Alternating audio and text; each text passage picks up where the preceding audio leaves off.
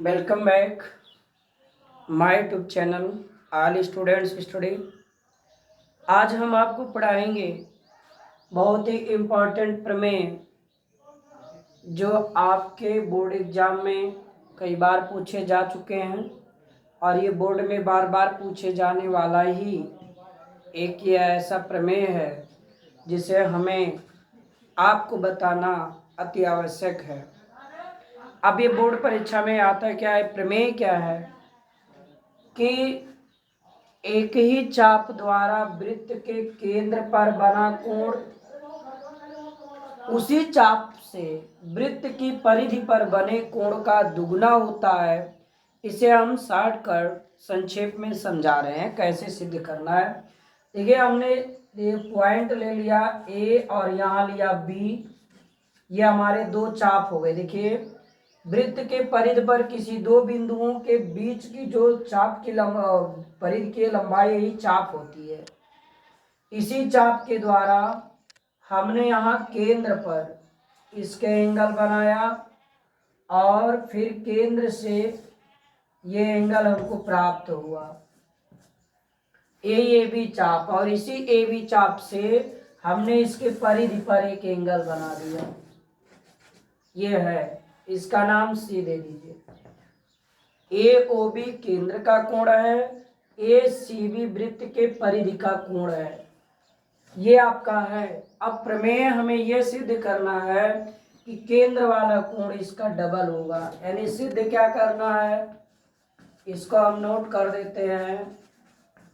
सिद्ध करना है, थोड़ा सा हम इसे कम समय में पढ़ाना चाह रहे हैं, ध्यान से देखिए। इसमें करना सिद्ध करना है एंगल, केंद्र वाला क्या है ए ओ बी, ये होगा किसका double, angle A C B का। ये हमें सिद्ध करना है। ये बहुत आसान है, दिया है आप लिखेंगे। दिया है वृत्त का केंद्र O है, एक ही चाप ए बी द्वारा केंद्र पर बना कोण ए ओ बी और परिधि पर बना कोण ए सी बी है। ये दो हमारे कोण हैं, ये लिखेंगे। सिद्ध करना हमने लिख दिया है। रचना थोड़ी सी आपको करनी है, ध्यान रखेंगे।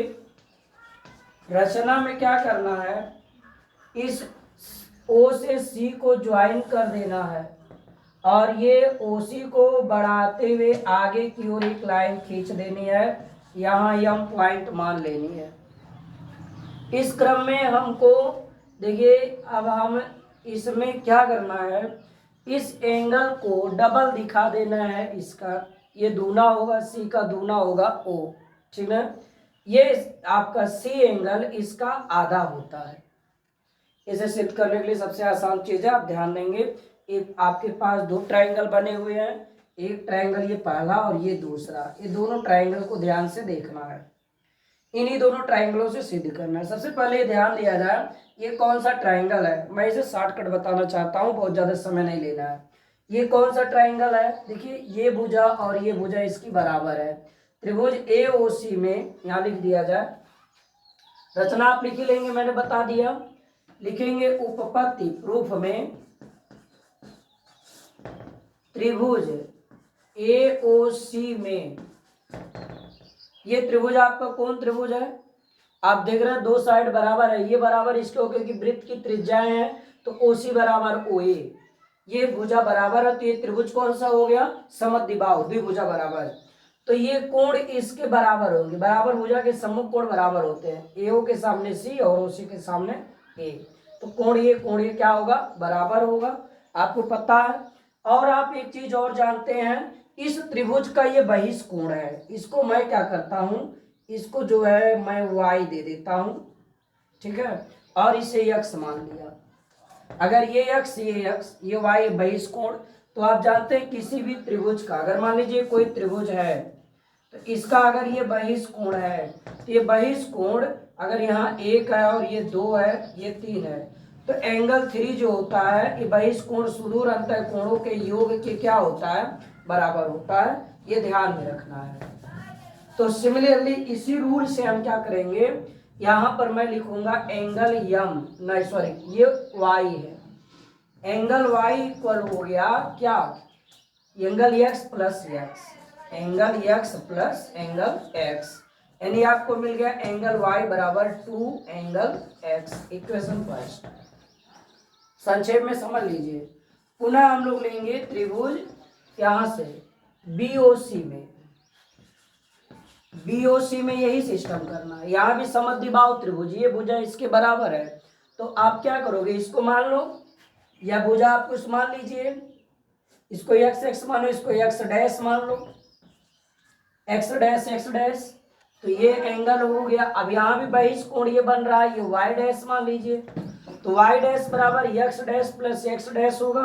अपने पास वाला एंगल छोड़ के सुदूर अंतर कोणों के योग के बराबर है, तो angle Y dash equals to angle X dash plus angle X dash, तो angle Y dash equals to 2 angle X dash. Equation number second समझ में आ गया। बस अब आपको कुछ नहीं करना है, अब आपको एंगल ओ पूरा सिद्ध करना है। तो इसमें हम पूरा एंगल लेते हैं, तो ये y और y डैश जुटेगा, तो समीकरण 1 और समीकरण 2 को क्या करेंगे, जोड़ देंगे। समीकरण 1 प्लस समीकरण 2 से ध्यान देना है। अब इससे क्या होगा, अब यहां क्या हुआ, दोनों जब जोड़ेंगे तो किसी भी समीकरण को ऐड करने का रूल है LHS LHS से RHS से, तो इसका side y dash sorry y plus y dash, इसको देखिए angle 2 angle x plus 2 angle x dash. Okay, अब देखिए एंगल y डैश जब मिलाएंगे तो यहां से यहां तक का आ गया, तो इसी का नाम है AOB, एंगल O पूरा हो गया, एंगल AOB।